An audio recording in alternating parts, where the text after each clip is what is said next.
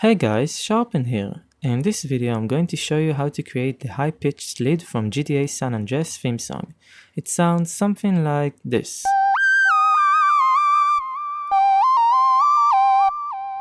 In addition to that, I'm also going to show you how to make a similar lead from Billie Eilish's All the Good Girls Go to Hell and Barely Alive's track Bedfellas. It sounds something like this.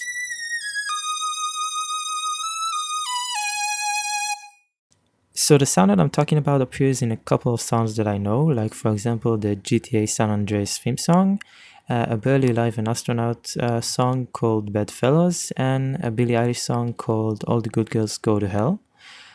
So the Barely Alive and the Billie Eilish one sounds slightly different, and the GTA sounds different compared to these, so I'm going to split these into two different Serum instances. So let's start with the GTA one. As you can see, we have a lot of saw waves. We have oscillator A, B, and the sub as saw waves.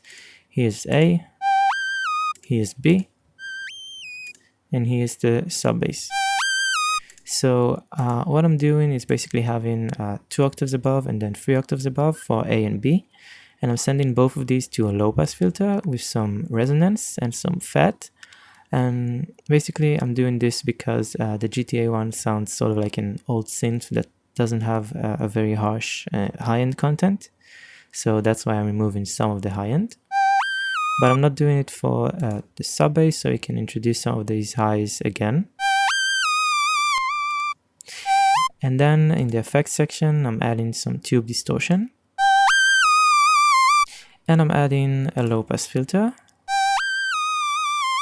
And basically what it does is using the keyboard tracking function here, the lower the note is, I'm opening the cutoff of the filter so that for the low notes we get some more high end, since these usually have less high end content than high notes, and the high notes get less high end because these already have a lot of high end. So here's an example. Here's a low G compared to a high G.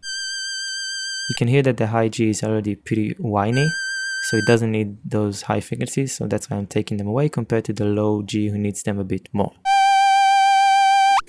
So now let's go to the external effects. I've added some effects outside of Serum here. So let's go one by one. Since it's an old synth sound, I've also used an EQ to create a bandpass, and again I'm also removing some high frequencies as well so that it sounds like this. Which fits very well with old synths and low pass filters.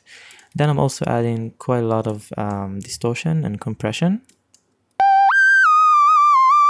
As you can hear, it sort of introduces an attack in our sound. You can hear that click, so in order to combat that a bit, I've added a transient shaper to reduce the attack of the synth so that it sort of slightly removes the click, but it's still pretty dominant. It sounds a bit better compared to without it. So that's why it's there. And then in the GTA version, I'm also hearing some slight delay. So I'm adding some delay. It's at quarter note time. The feedback is pretty low. I'm using a high pass filter so that it only takes the high frequencies and ignores the very low frequencies. And I'm setting the tone to be pretty way down so that it doesn't sound bright and we can hear the delay in the back of the track and not in the front. And in order to do that as well, I'm also reducing the wet output so that it sounds less dominant. So if I were to, for example, not reduce the tone and set the wet all the way up, it would sound way more dominant and slightly annoying. It sounds like the delay is competing with the synth for the main melody line, so that's why I'm doing both of these. So altogether you get this sound, which is pretty nice. Now let's go to the Billie Eilish one and the Barely Alive one. So for this one, it's slightly different. The Billie Eilish and Barely Alive one sounds way more modern sounding and has more high frequencies and such. So let's start. The first thing you want to do is to open up oscillator A and go to the digital section and choose this one, the harmonic solo. It sounds like this. It's basically a sine wave and then you add a lot of harmonics into it. And then as for oscillator B, I'm just taking a sine wave. I'll show you here. I'm taking a sine wave, like this one. And then I'm just adding harmonics. So something like this should get you a similar wavetable, as you can see. So that's just what I've done. I've just added some harmonics to a sine wave. And as you can see, this one is 3 octaves above and this one is 2 octaves above. The only difference is that in this case, I'm also adding some unison. So here's how it would sound without unison.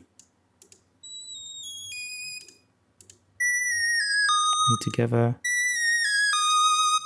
So I'm adding unison because that's the way it sounds in All the Good Girls Go to Hell.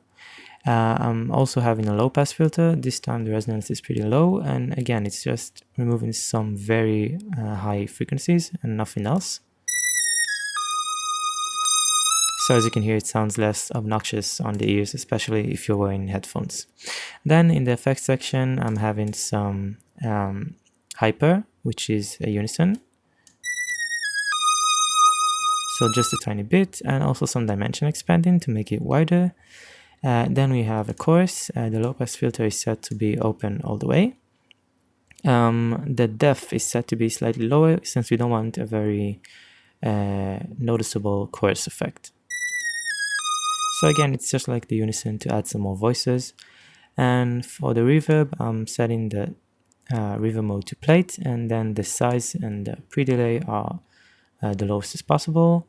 There's no dampening, so that means that all of the frequencies go through the reverb. There aren't any frequencies that are being reduced in volume before going into the reverb. And the mix is pretty high because it's just room reverb. Here's an example. So again, it also adds just some depth and nothing else.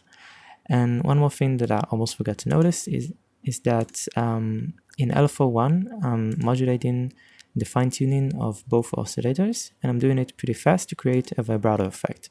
So as you can see, the rate here is without the BPM setting. It's pretty fast.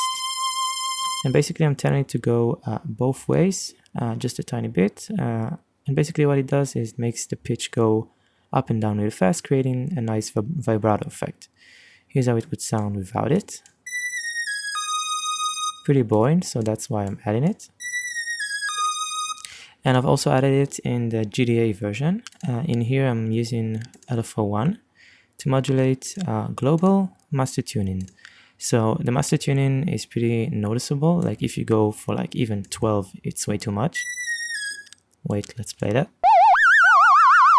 So that's why you need to set it on really low settings. It basically modulates all of the oscillators at once, the pitch of these oscillators. So that's why I'm setting it to just 1. And as you can see, I'm also reducing the amount that it's modulating it with, because if you were to modulate it with 100%, it would be way too much again. Sounds like a clown horror house or something like that. So that's why it's just at 37% of what it could be at just 1 on the amount. And that is pretty much it. If you found this tutorial helpful, make sure to give it a thumbs up and let me know in the comments below what subject you want me to cover up next time.